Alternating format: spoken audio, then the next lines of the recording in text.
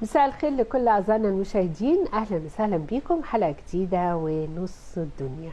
كل سنة وانتم طيبين، ويا رب عيد أضحى سعيد علينا وعليكم وعلى الجميع، ويا رب ديم علينا الخير والستر والصحة، والسنة الجاية إن شاء الله نكون على عرفات. كل سنة وانتم كلكم طيبين.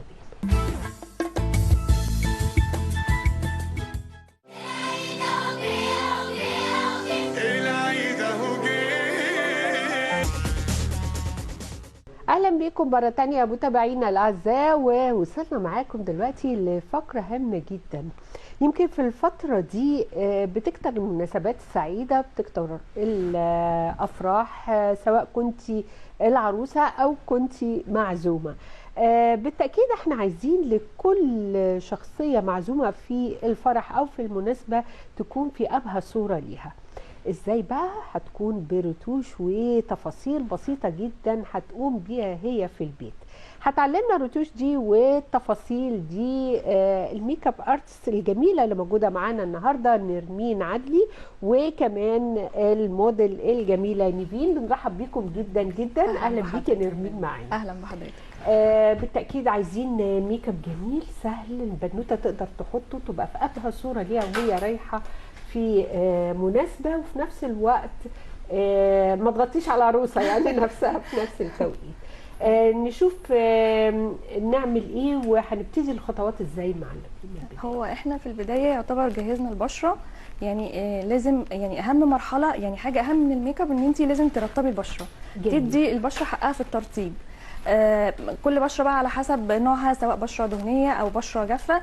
برطبها وارطب تحت العينين كويس جدا، لان تحت العينين بيبقى اكتر منطقه بيبقى فيها خطوط، هي والسمايل لاين، الفايل اللي هنا بتبقى عند الفم من هنا، الابتسامات. فلازم ارطب كويس عشان خاطر لما اجي احط طبقات الميك اب ما تخططش معايا وتدي معايا شكل ناتشورال جميل يعني. جميل. طيب علشان نرطب، هل كلمه ترطيب دي معناها البشره الدهنيه والبشره الجافه، ولا البشره الدهنيه لا طبعا معامله خاصه؟ ما هي البشره الدهنيه بتبقى في منها انواع، في بتبقى دهنيه بزياده، وفي بتبقى منها دهنيه مختلطه. المختلطه دي بتبقى اللي هي النقط اللي بتبقى فيها دهنيه اكتر، اللي هي الحته بتاعه التي زون اللي هي بتبقى الانف، والحته بتاعه الجبهه والحته بتاعه الدقن دي بتبقى بتفرز دهون اكتر، فدي بنسميها بشره مختلطه. في بقى مختلطه بتبقى مايله للجافه، ودي بتبقى اصعب انواع البشرات. يعني الحته دي بتبقى دهنيه والحته دي بتبقى جافه، فبتبقى بتحتاج معامله خاصه. وفي بتبقى بشره دهنيه من الحته ديت بزياده، والباقي بيبقى دهني عادي جدا. برده من عامل البشرات اللي هي بتبقى بشره مختلطه معامله البشره الدهنيه. فانا يعتبر بحط كريمات خاصه بالبشره الدهنيه، وكريمات بيبقى فيه خاصه للبشره الجافه. طيب الترطيب ده اول حاجه احنا بنعملها، هل بيسبقها تنظيف للبشره، ولا هي بمجرد ما تبداي المكياج بتترطبي على طول؟ طبعا لازم البشره تبقى متهيئه ومتنظفه كويس جدا، لان انا لو حطيت على اي رواسب او شوائب طبعا مش هيبقى الفينش كويس. فلازم تبقى التنظيف ده خطوه اساسيه قبل الترطيب. بس مش التنظيف اللي هو اللي بيبقى الاوفر، مثلا الاسكراب والحاجات اللي هي ممكن تجهد البشره. لا، يعني مثلا تكتفي بغسول مثلا الاسكراب بتاعك الاسبوعي كده، يعني بحيث ان البشره تبقى على طول فيها نضاره وحيويه، وفي نفس الوقت لما تيجي تهيئيها لاي ميك اب تستعد ان هي تستقبله. جميل. طيب نيفين هنا معانا، انت عملت لها بدايات وخطوات كده جميله، عايزين نتعرف على البدايات اللي انت عملتيها ونبتدي معاكي نكمل باقي الميك. هو طبعا البشره طبعا كان بتبقى نظيفه، غسلت وشها بالغسول بتاعها، وبعد كده بدانا حطينا الكريم بتاع الترطيب بطيب البشره. بيبقى في كريمات مخصصه قبل الميك اب، يعني مش كريمات ترطيب اي كريم ترطيب، بتبقى كريمات مهيئه للميك اب بس. وحطيت لها طبعا كريم تحت العين عشان خاطر الخطوط والاثار اللي بتبقى موجوده تحت العين دي تحسن من ملمس الجلد شويه. وبرده عند السمايل لاينز اللي هنا دي برده بنحط كده، بنمشي عليها بالكريم ونتقل كده في الترطيب عشان تدي فينش كويس. جميل. وبعدين حطيتي ايه بقى بعد كده؟ بنبدا بقى بحاجه اسمها اللي احنا نخفي التصبغات والهالات بتاعه البشره. فانا مثلا يبقى في اثار حبه مثلا بتبقى سايبه بقعه، بيبقى في مثلا جرح، او بيبقى في مثلا اي علامات بتبقى مختلفه الوانها عن لون الجلد، دي لازم اخفيها بالكوريكتور. بيختلف بقى لون الكوريكتور حسب درجه التصبغ. فكل ايه بقى الفرق بين الكوريكتور والكونسيلر؟ انا عايزه بقى اعرف. الكوريكتور ده درجه لون بتبقى مايله للاورنج شويه حسب درجه التصبغ، بحيث ان انا اكنسل بيها الهاله او اكنسل بيها اللون الغامق بتاع البشره. انما الكونسيلر ده بيبقى درجه بتبقى فاتحه، بنور بيها تحت العين، بنور بيها اماكن الاضاءه. فيعني دي مختلفه عن دي ليها استخدام ودي ليها استخدام. هنا طيب مثلا نيفين استخدمنا الكوريكتور فين؟ كان في عندها اماكن تصبغات في الجبهه من هنا، واماكن حبوب بتبقى مطرح الحبوب بتبقى لونها بني، وتحت العين كان فيه شويه هالات، فحطينا اللون اللي هو الكوريكتور الغامق دوت على الحاجات دي علشان نحاول نداري الالوان دي ونوحد لون البشره. بعد كده حطيت الفاونديشن، استنيته ينشف، وبعد كده حطيت الفاونديشن بتاعي يكون اقرب الى حد ما لدرجه البشره. يعني يفضل ان احنا ما نحطش فاونديشن فاتح، يعني دايما الفاونديشن كل ما يكون قريب من درجه البشره كل ما يدي فينش وشكل احلى على البشره. جميل جدا. تمام. طيب احنا كده يبقى هي حطت الكوريكتور وحطت الفاونديشن وحطينا كونسيلر بقى درجه البشره عشان خاطر يعني درجه الكوريكتور دي بتبقى غامقه، فعشان اوحدها مع نفس لون الفاونديشن حطيت الكونسيلر لنفس الدرجه بتاعه البشره. طيب ايه بقى اللي هنعمله بعد كده؟ هو المفروض بقى دلوقتي نخش على خطوه الكونتور والبلاشر الكريمي. طب يلا بينا بقى نبدأ معاكم، هنشوف برضو التفاصيل البسيطة اللي ممكن انها تغير المكياج خالص وتخليه مكياج للفترة المسائية ومنور كمان للبشرة وللوجه. يلا بينا. يلا هنبدا بقى نحط ايه دلوقتي. طبعا انا يعتبر الوش كده يعتبر مش متثبت، يعني كله كريم، فطبعا مع الوقت فبتدي يخطط، فلازم انا امشي بالسبونج بتاعتي كده هو على كل الاماكن بتاعه البشره عشان لو في اي تخطيطه، زي مثلا بص حضرتك هنا في خط مطرح الكلام او السمايل، فالحاجات دي لازم ايه نمشي عليها علشان خاطر نخلي لون البشره واحد. تمام. كل ما البشره متاسسه صح كل ما المكياج ما اتشربش وانتهى يطلع امره احسن. يعني. تمام. جميل. كده احنا بنوزع الميك اب تاني وبنداري الخطوط اللي موجوده وبنعمل. جميل كده. ده احنا حطينا الكونسيلر وحطينا الفاونديشن كمان. جميل. طبعا ما بننساش الرقبه معانا، ده اساسي لازم، ما ينفعش تبقى لون ولون، لازم اوحد لون البشره ويبقى ماشي مع الرقبه. جميل. تمام. نيجي بقى لخطوه الكونتور عندي بيبقى ليه يعني حسب الوجه. في وجه مثلا بيبقى خدودها مثلا بتبقى مليانه، فبتضطر ان احنا نعمل لها تنحيف. في مثلا واحده بتبقى ما عندهاش خدود تقول لي مثلا طلعي لي خدود، فنضطر ان احنا نرسم لها كونتور بطريقه تطلع الخدود او تبرز شكل الخدود اكتر. فانا عندي هنا هي الوش عندها هنا مدور، فمش هتحتاج ان احنا نبرز خدود، يعني هي يعتبر الوش المدور خدودها كويسه، فاحنا هنحتاج ان احنا نعمل بس تنحيف على خفيف من الجنب. طب احنا دايما الكونتور بيبقى اغمق من درجه اللون البشره عشان تبان درجه لون البشره بدرجه درجتين يعني درجتين. اوكي. هنا مثلا قولي لي اللي انت عايزه تبرزي ايه وعايزه تداري ايه وانت هو دايما الكونتور بيتحط على عظمه الخد. انا مش يعني انا لما باجي انحف من عند العظمه بتاعه الخد، لان انا لو انا جيت حطيته تحت شويه فهيبقى محطوط على اللحم فمش هيبقى حلو. نشوف معاكي وانت كده شغاله. يعني هو بيبدا من عند منابت الشعر اللي من عند الودين كده، بشوف بقى انا بايدي كده العظمه فين اهي الحته دي. أيوة. هي دي اللي بتحط عليها الكونتور. جميل كده الكونتور. ده كده احنا زي ما بنقول عشان يبرز لحد هنا وقف، لازم ما يبقاش قريب من ناحيه الانف. الناحيه الثانيه نفس الفكره. اتفقنا. المهم ان هو يكون اقل اغمق درجتين من البشره. جميل. طبعا الانف لما بنبقى عايزين نصغرها، لو هي انف مثلا طويله قوي فبحط اقفل الانف اقصرها من هنا شويه، بس هي انفها مش طويله قوي يعني هي انفها كويسه، فهغمق على بسيط من هنا كده. جميل. وبرده بالتالي لو كانت عريضه فاحنا بنرسمها. بالنسبه الجبهه كل ما الجبهه تكون كبيره لازم ابتدي اكل منها علشان اخليها توصل للشكل الجمالي النهائي للبشره. فانا مثلا لما باجي احط الكونتور بيبقى لازم مساحته 3 صوابع، فهي هنا الجبهه عندي ال3 صوابع، ما فيش بقى جبهه تاني من فوق، فهي كده مش محتاجه كونتور على خفيف بس عند منابت الشعر. تمام. اتفقنا.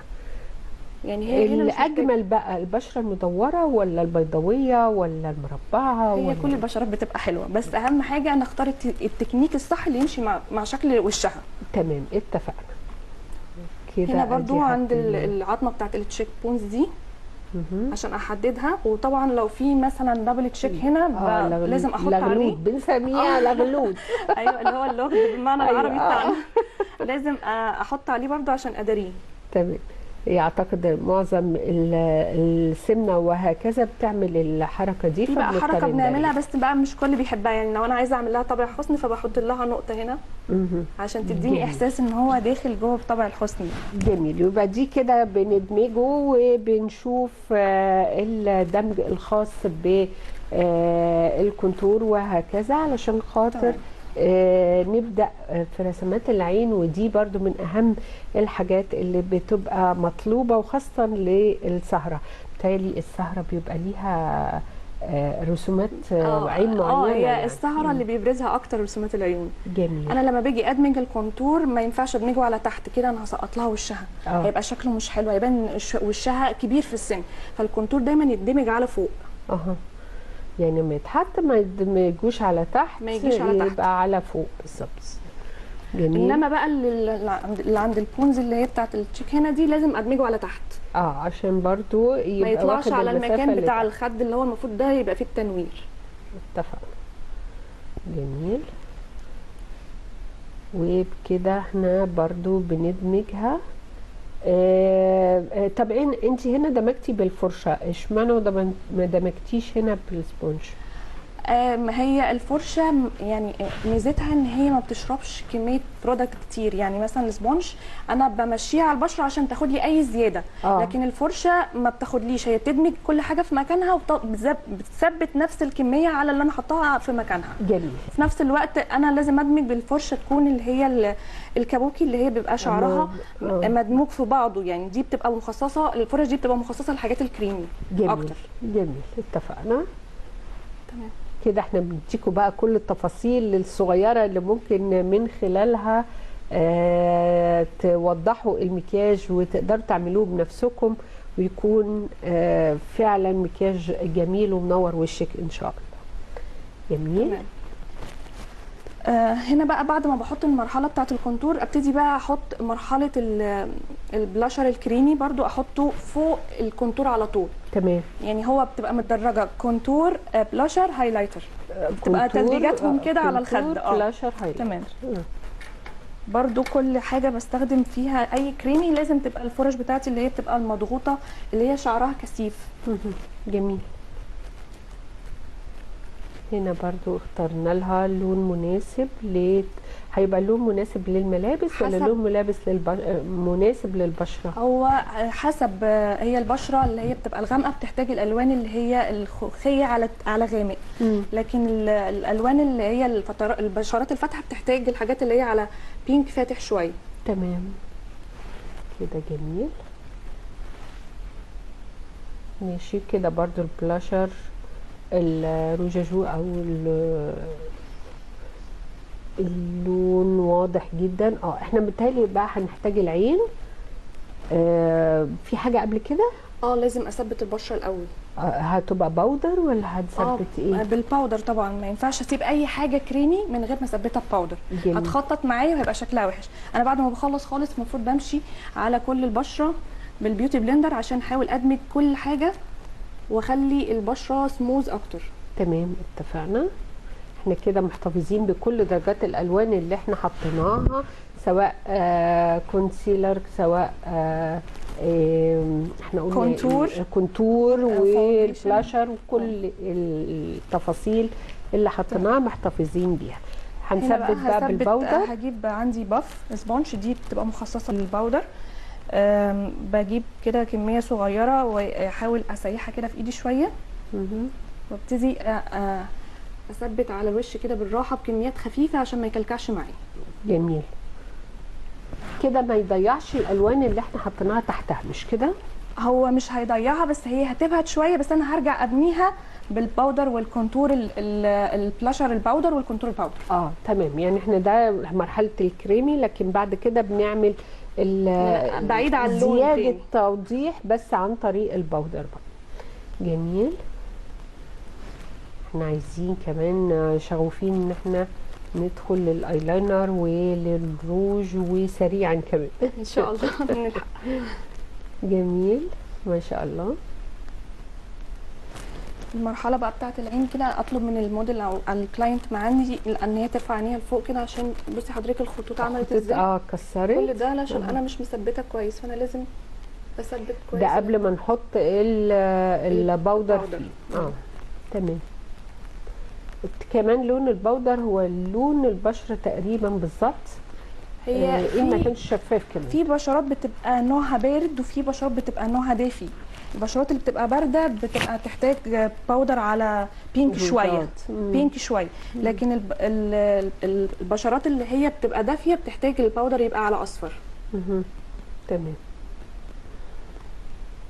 هي البشرات الدافيه وكده اللي هو اللون المصري بتاعها. ايوه اللون المصري، اللون الخمري وهكذا. فهو ده اللي بيحتاج درجه اللون زي ما بنقول الدافي او درجه اللون المطلوبه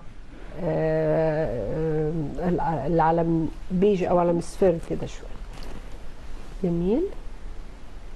هثبت بس الجبهه. دي هنا الجبهه بتثبت برضو. كل حاجه كريمي لازم اثبتها. طيب هنسرع شويه علشان نلحق نوري للمشاهدين بقيه التفاصيل الخاصه بينا، وخاصه ان احنا عايزين نبان اللوك في النهايه ان لوك سهره، بس في نفس الوقت سهره معتدل بحيث ان يبقى لاي انسه معزومه يعني معانا. تمام. احنا كده يعتبر فنشنا البشره، هنبتدي بقى نشتغل في العيون. اتفقنا. هناخد ايه؟ ممكن نعمل اقتراح بقى نعمل لها الوان ايه؟ يعني هي الالوان اللي طالعه دلوقتي هو مش شرط موضه، هو بتبقى اكتر بتبقى ماشيه على حسب اللبس. وكمان الالوان اللي هي النودات واللي هي الترابيه دي موضتها ما بتقدمش، اللي هي على طول.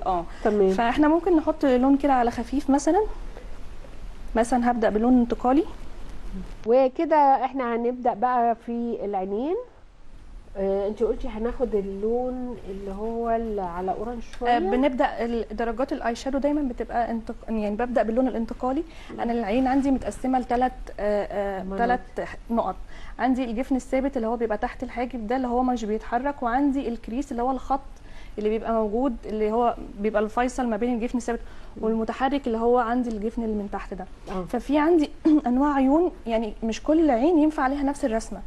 يعني كل عين بيبقى ليها رسمه معينه. يعني انا عندي العين دي عندي مبطنه، يعني بتفتح بصي عادي كده لقدام بلاقي مساحه الجفن عندي هنا صغيره جدا، فدي بسميها عين مبطنه. جميل. فدي بيليق عليها لوكات معينه. فاحنا عشان نعمل نشوف هنعمل عشان نعمل لوك كده سيمبل ينفع للسهرات. انا بحب استخدم حاجه حلوه قوي بتسهل عليا عميل الاي شادو وبتطلع لي شكل الاي شادو شارب كده وجميل، اللي هو التيب بتاع اللزق. عشان نرسم بحدد بيه بس الاماكن بتاعه الشادو. فجميل كده. ده هنا تسهيل للمشاهدات علشان خاطر تقدر ترسم العين بشكل واضح من غير ما يكون مش مظبوط يعني. جميل. احنا بنحطه بقى كده لغايه اتجاه الحاجب. يعني المنطقه اللي انا هرسم فيها الاي شادو تبقى كلها متغطيه بشكل التيب. تمام. اتفقنا.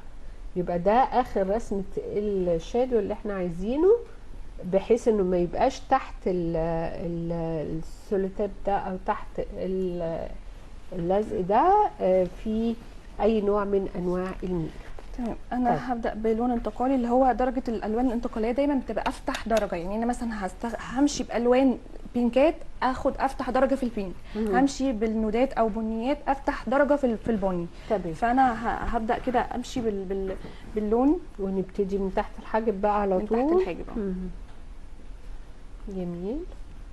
اوزع كل لون عندي على الجفن المتحرك الثابت اللي فوق. تمام. واللي اعمله في العين دي اعمله في العين الثانيه عشان ما ارجعش انسى الخطوات. وما تفتكريش انت حطيتي انهي لون مثلا عملت هنا ايه، نسيت زودت هنا حاجه، فلا هنا احسن ان انا اعمل اللي اعمله في العين دي اعمله في العين الثانيه.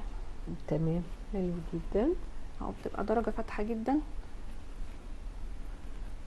اتفقنا. بعد كده انزل بدرجه اغمق شويه. لا بس انا ثانيه واحده. اوكي شيل كده. كده نظبط اللوك كده. بصوا ابتدت ان العين تبان ان فيها درجات الوان واضحه او مديه ضي شويه ليها، فطبعا جميل جدا ان احنا نشوفها بالشكل البارز ده. اوكي تمام. تمام. فانا نزلت بلون اغمق، اصغر الفرشه، يعني اللون اللي بياخد مساحه كبيره ياخد فرشه كبيره. تمام. اللون يبقى اللي كده بعده هنصغر هيبقى الفرشة. اغمق وهصغر الفرشه. اتفقنا. درجة أغمق، درجة اغمق على شويه من على البين. بني غامق ابتدي أو احطها على درجة. الكريس نفسه بتاع العين. اتفقنا. هي دي الدرجة التانية والرسمة التانية اللي احنا بنحطها. واحنا اتفقنا ان الموديل هنا عندها الجفن مساحته مش كبيرة، فبالتالي لازم يبقى رسمته واضحة بالشكل ده علشان خاطر يدي اتساع للعين. جميل. شفتوا فائدة بقى السوليتيب ده، ان هو زي ما احنا شايفين اما بتدمج ما بيطلعش بره العين او بره الرسمة اللي احنا مقررينها. بيحدد لي الخط من على طرف العين. اتفقنا. ارجع بقى بالفرشه الاولانيه ادمج ما بين اللون الاول، يعني انا هنا في خط ما بين اللون الانتقالي واللون التاني. انت ما عايزاهم ينفعش يبقى فيه يبقوا خطوط، كأنهم لازم سايحين كله مع بعض. يتموه مع بعضه. ابتدي ادمج بالفرشه الاولانيه اللي انا استخدمتها اللونين مع من بعض تحت لفوق بقى ولا بتعملي على إيه؟ الخط نفسه الفيصل ما بين اللونين. على الخط نفسه. يعني ما بنوصلش فوق قوي ما بنوصلش تحت قوي، احنا بندمج الفاصل بينهم. جميل. تمام. ابتدي بقى انزل بالدرجه اغمق شويه، فاصغر برضو الفرشه عندي شويه واخد لون اغمق وابتدي اغمق عندي الكورنر اللي بيبقى جنب العين، هو سحبة العين. سحبه العين. اتفقنا. ودي كده الدرجة الثالثة للون، وبالتالي هي واضحة اهي جدا زي ما احنا شايفين. وبرده كده هي بترسم شكل العين نفسها بالدرجات الخاصة بالبنيات. والعين التانية برضو زي ما عملنا بنعمل في العين التانية. جميل. طبعا الدمج ده هو اساس الالوان الخاصة بالعينين، مش كده؟ هو اساس الالوان هو الدمج، بيحسسك يعني احساس يعني زي اكن احساس دخاني كده، زي اكن من تحت لون غامق طالع على فاتح. لا وفي نفس الوقت ما تبقيش حاسه بحديه في اللون، ان هي صارخ، لون صارخ واضح معروف بدايته ومعروف نهايته. تمام. جميل جدا. بصوا قد ايه اللون وضح وظهر طبعا من خلال دمج الالوان مع بعض. احنا بندمجهم بقى كلهم الثلاثه ولا بدمج بقى اللون اللي انا حطيته مع اللون اللي هو التاني. تمام. اللي هو ادخل لونين في بعض. اللون الاخير مع اللون اللي قبله اللي احنا دامجينه قبل كده. اتفقنا. كده دي اخر مرحله، لون اغمق خالص ويتعمل الركنه النهائيه. جميل ما شاء الله. بس اجي بقى من بدايه العين لازم احط درجات بقى فاتحه، اللي هي بقى درجات الشمر اللي بنقول عليها درجات شمري. اللي هي بتوضح العين اللي بتبرز شكل العين. فانا بمشي حسب درجه الالوان اللي انا حطاها. فمثلا انا حاطه لها درجات على بينكات، بينك على يعني على يعني بحب احط اللون الشمر دايما بصباعي عشان بالتالي بنتحكم فيها اكتر. لا وبيدي بيجمنت اعلى، يعني بيديني درجه اللون اعلى. دي في الركنه بقى الاساسيه. طب ممكن نشيل ايدنا الشمال بس عشان نشوف. تمام. اوكي. كده الركنه هي اللي بتدي اللون الواضح. بس بدور كده جميل ما شاء الله. كده تقريبا رسمه العين شبه كامله، صح كده ولا في حاجه ناقصه؟ بحب احط بقى في بدايه العين من قدام كده زي هايلايتر عند المدمع بتاع العين. زي ينور لي كده الكورنر بتاع العينين. بس انا بنضف بس الفرشه كويس قوي من اي لون عشان ما الالوان ما تخشش على بعضيها. تمام. جميل كده. ودي هنا عند المدمع بتبقى واضحة جدا جميلة زي ما احنا شايفين ما شاء الله. يا ريت بقى بعد الوضع الخاص بالركنة دي الموديل تبص لنا في الكاميرا، لان هي كده نفتح عينينا ونبص في الكاميرا كده. هنا اللون الواضح هو اللي دمجناه، وكمان لون المدمع اللي نور بالوضع الخاص باللون الفاتح اللي فيه. بسيط جدا، وما تفتكروش ان هو صعب وان هو هياخد مجهود كبير، بالعكس انت لما ايدك تتمرن عليها بتبقى سهله وسهله بعد كده بقى بشيل التيب بيطلع شكل الرسمه. بصوا شكل الرسمه واضح جدا. الموديل تبص لنا في الكاميرا بعد اذنك يعني. جميل جدا زي ما احنا شايفين، واللون واضح قوي. طب الايلاينر، الرموش، نحط رموش ولا لا؟ احنا نبتدي بقى ان لازم برضو الالوان اللي احنا استخدمناها من فوق نحطها من تحت، يعني لازم من تحت العين. ده للي عينه ضيقه ولا لاي عين؟ هو يستحسن العيون اللي هي بتبقى هي عينها مش ضيقه قوي، هي يعتبر عينها كويسه، عينها لوزيه، والعين اللوزيه يعتبر بيليق عليها كل اللوكات. بس اللي عينها ضيقه قوي ما يفضل ما تحطش غوامق من تحت لانها هتقفل لها عينيها اكتر. تحط الوان فاتحه تبعد عن الالوان اللي هي اللي ممكن تضيق لها عينيها، او كحل تبعد عن الكحل. العيد اهو جه وهنعيد مع عمه وخاله. ورجعنا مره تانية لكل متابعينا، وتعالوا بقى نكمل مع الميك اب ارتست نرمين الجمال اللي كانت لسه بتنتجه وتعمله دلوقتي مع نيفين الموديل، ونشوف اخر الرتوش الخاصه بالميك اب، ونشوف كمان الايلاينر والماسكارا. هنعمل ايه بقى دلوقتي؟ اعمل الجفن السفلي من تحت بقى. نفس الالوان اللي انا الالوان اللي انا استخدمتها من فوق هي برضو من تحت، بس ابدا من غامق لفاتح، يعني من جوه ابدا بالغوامق الاول. جميل.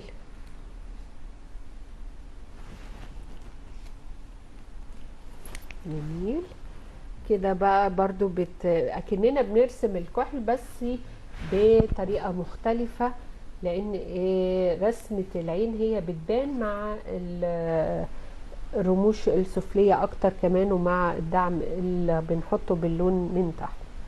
جميل. طبعا كل سنه وكل المشاهدين دايما بخير، طيبين في كل وقت وفي كل زمان وفي كل مكان. احنا بنتكلم على المناسبات، يعني كل سنه يحتفلوا دايما بالمناسبه الجميله اللي هم رايحينها، سواء كانوا زفاف يقضوا وقت جميل ليهم، عيد زواج يبقى برضو جميل لو قضوا مع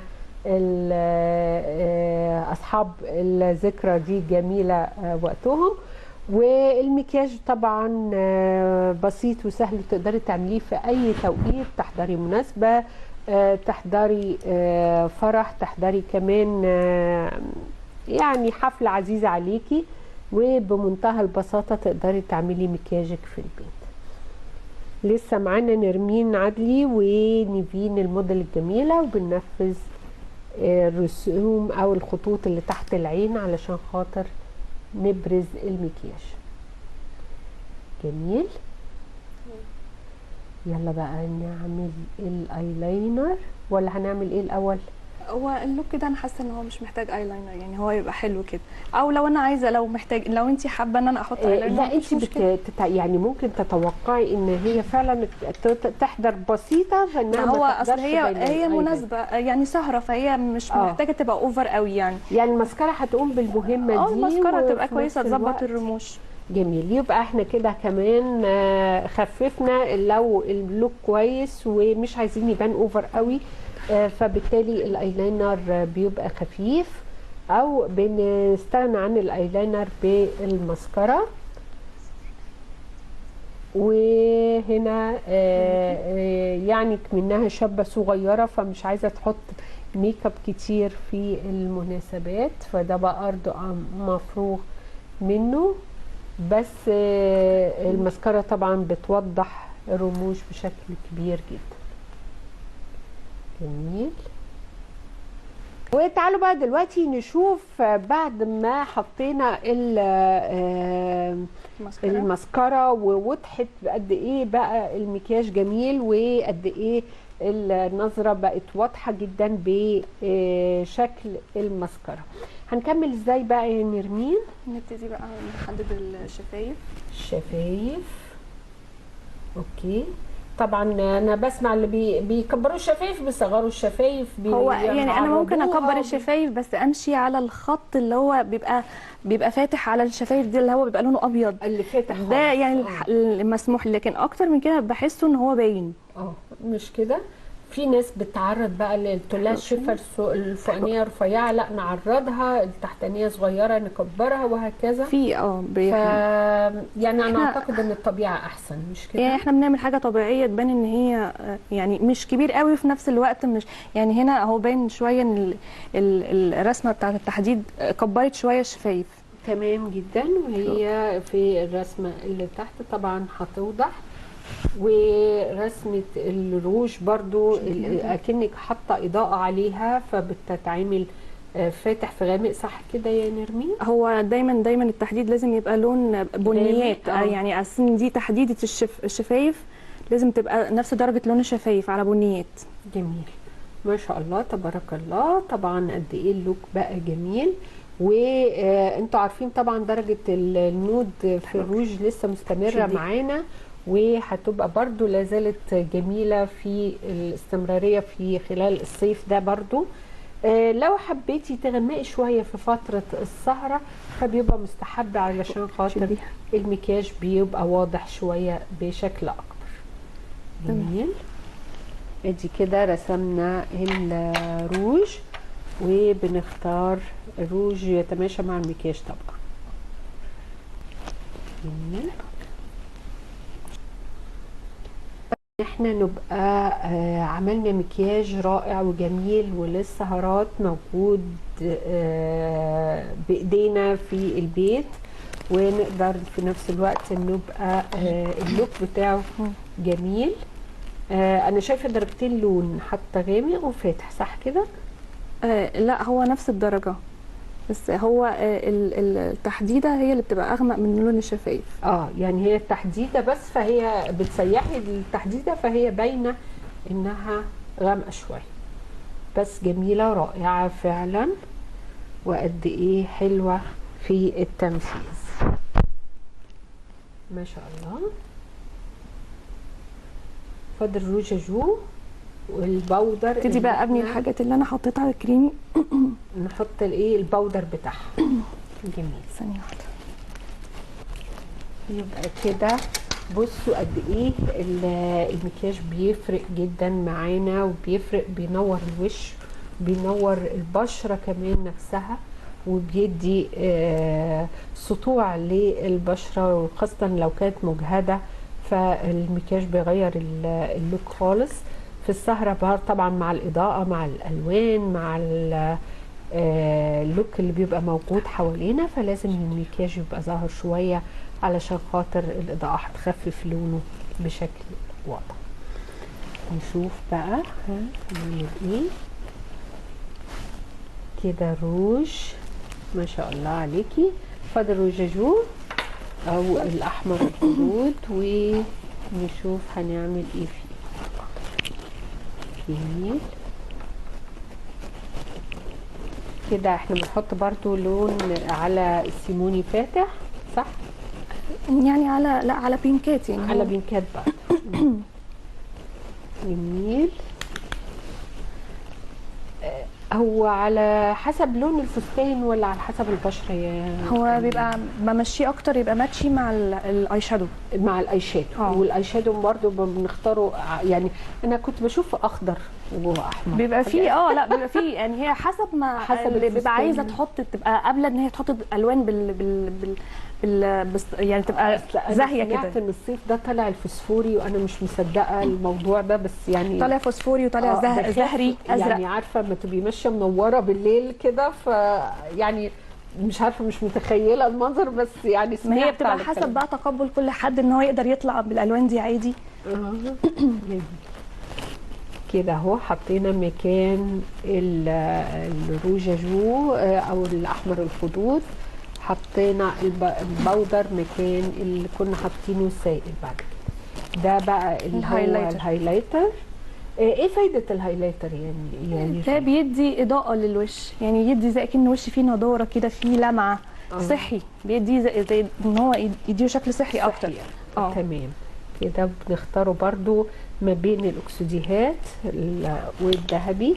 بيتحط تحت العين ولا بيتحط فوق؟ لا هو بيتحط يعني هو المفروض مكانه فوق البلاشر، فوق يعني احنا بنمشي برونزر بلاشر هايلايتر.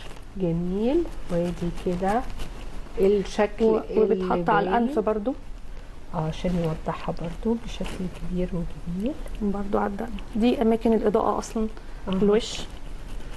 تمام. والمنتصف اللي بين الحواجب. طيب الهايلايتر الاول ولا روجيجو؟ لا الهايلايتر في الاخر. في الاخر عشان ياخد مساحه اللون، مفيش حاجه تطغي عليه. برضو فرشه فاضيه ابتدي بقى ادمج كل حاجه انا عملتها عشان ادخل كل الالوان اللي عملتها مع في بعض. جميل كده اللوك النهائي للموديل الجميلة نيفين بإيدين نرمين عدلي اللي قامت بالمهمة الجميلة دي للوك الخاص بالسهرات في البيت بإيديكي بمنتهى البساطة، تقدري تنفذيه. مرة تانية بنقول لكل اللي بيحضر مناسبة يا رب دايما مناسبات خير وسعادة ودايما هنا معاكم، وبنقول دايما لكل مناسبة سعيدة موجودة يا رب يزود كل مناسباتنا السعيدة بالخير والهنا. اسمحوا لي أشكر بقى ضيفتنا وضيفتكم نرمين عدلي خبيرة المكياج على وجودها معانا النهارده. شكرا ليكي نرمين، وشكرا لنيفين الموديل الجميلة كمان اللي كانت شرفتنا النهارده باللوك الجميل ده. شكرا ليكي. مشاهدينا الاعزاء، وبكده بنكون وصلنا معاكم لنهايه حلقتنا، وبتمنى يا رب ان احنا نكون فدناكم ونكون وصلنا لكم معلومات كتيره تهمكم. باذن الله الاسبوع القادم ميعادنا وهنتقابل بكل خير، ويا رب دايما نقابلكم بسعاده وبهنا. شكرا. هاي